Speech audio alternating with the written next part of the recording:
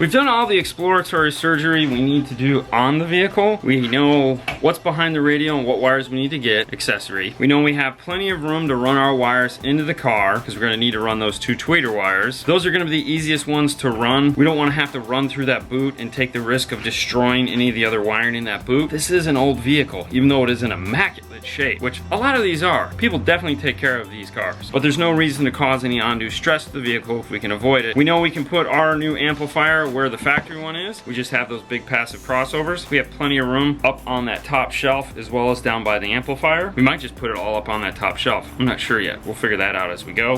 These are definitely gonna be a headache. We're gonna make some brackets to mount the speakers in. That means we're gonna fire up the laser and do all kinds of neat stuff there. Let's take a look at some of the equipment we're gonna be replacing the factory equipment with.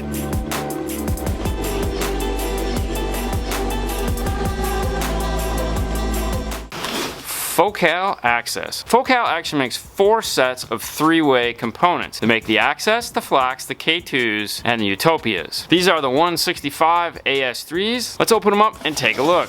Inside the box, you get some cardboard. You get the instruction manual here. Thumb through it, of course, to see what it tells you. Right on top, you have the 2 big passive crossovers. Inside the crossover, you have tweeter attenuation, +3, 0, and -3 dB. We'll set those for 0 right from the start. You have your inputs here, your woofer output, your mid output, and your tweeter output. And they're all in a nice order. It goes negative, positive, negative, positive, negative, positive. That's important to check that on any crossover you're using. Don't assume that it makes sense like this. This one makes a lot of sense. Some of them don't. Some of them have positive, negative, and then negative, positive, and they move around. So if you do make any adjustments to the passive crossover, make sure you immediately do it to the other one so you don't forget later. That kind of stinks. We'll start with my favorite speaker out of the bunch, which is the mid-range. Now, Focal is nice in that they give you grills for this set.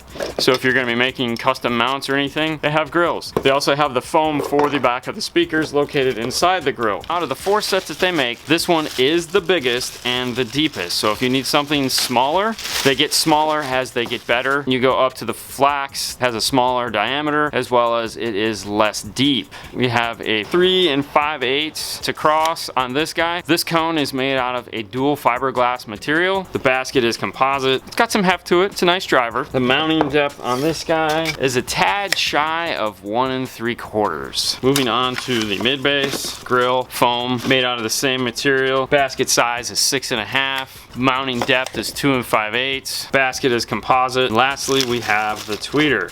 Cone of the tweeter measures about 1 1/8, and it comes in this flush mount here. This, of course, will come out and the grill will come off. Checking to see what other parts we get inside. We get some long bolts for mounting the tweeter, more screws for mounting the mid-range, and then some more screws for mounting the tweeter.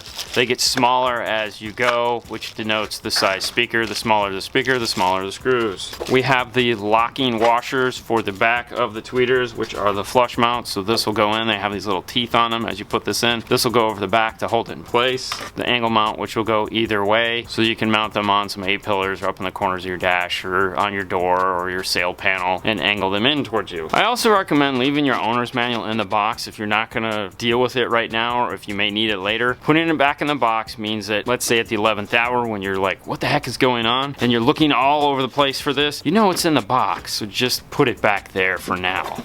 Powering these speakers is going to be this little guy right here. Rockfords come with a burst certificate.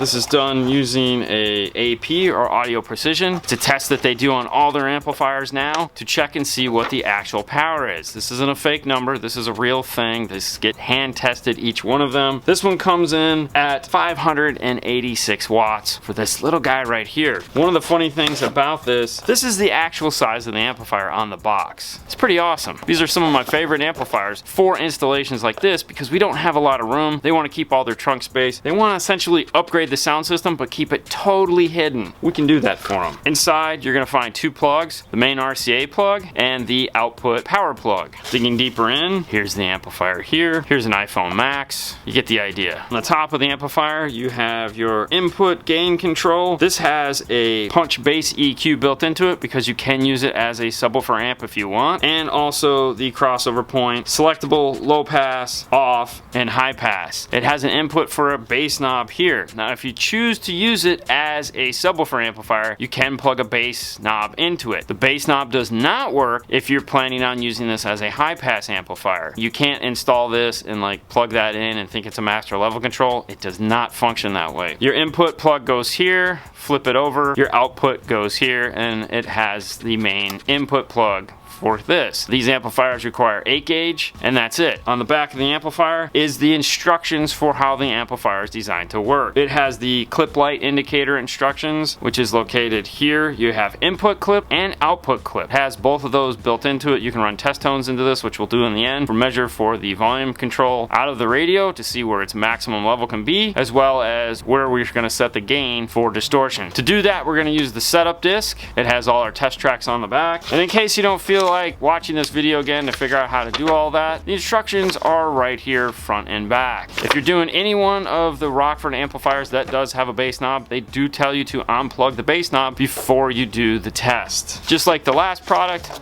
we'll put all our non-essential pieces back in here, such as the owner's manual and the test disc, close this up and set it aside. The last piece of the puzzle is this guy here. We'll talk more about that once we get to the dash kit. Now that we have the components that we're going to be putting in, let's take a look at the components we're taking out and how we're going to integrate ours to replace those. First thing on the list is going to be this. This is the factory mid bass we took out of the door. If you look closely here, you can see the surround. You can see my finger. Hey, how you doing? So this is blown. This is done, as to be expected for a car of this age. It's not made to last forever, guys. That's even a better example. You can see right through the speaker. The plan is simple on these. We're going to unsolder these two wires here, just like that. Remove our speaker.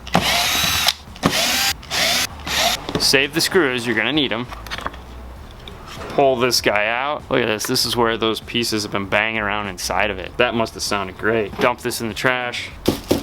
Goal is to retain this guy here. There's plenty of depth in the door for the magnet of the speaker. And this also sat in a lot. That speaker sits in a good inch. The idea I have is that I'm going to mount the speaker just like this inside of it. To do that, I'm going to make a ring that is this size here, and inside of that ring I'm going to put another hole that's going to be this size here. Then we'll screw our speaker to that and then screw it in place. But we're getting ahead of ourselves. Let's actually do that, shall we? There's a couple different ways in how you can do this. You could take this over to the router, screw this into a piece of plastic, and then router this shape out, and that'll give you this. And then you could take the grill that this came with, attach that to that new piece of plastic you have, and router that out, and you'll end up with the shape you need. However, this isn't going to be the only Porsche that we'll do. We're going to do that a bit differently. We're actually going to design that donut so it can be replicated as many times as we need it. We'll take a measurement here, and it's about 7.7 inches. Come over to our software,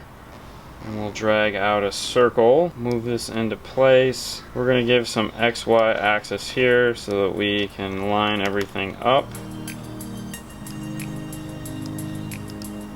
Now that we have the master shape, we need the inside measurement for this guy, and that is 5.6. Repeat the process.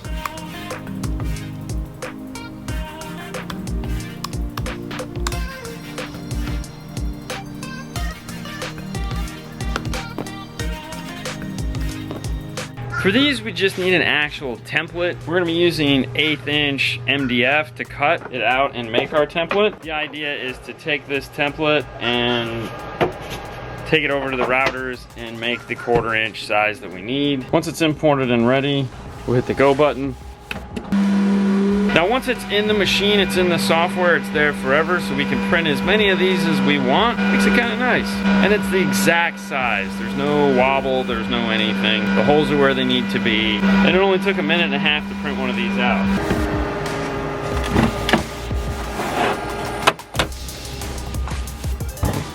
Pop the center and the screw holes out. Test fit it to our mid-range, fits good.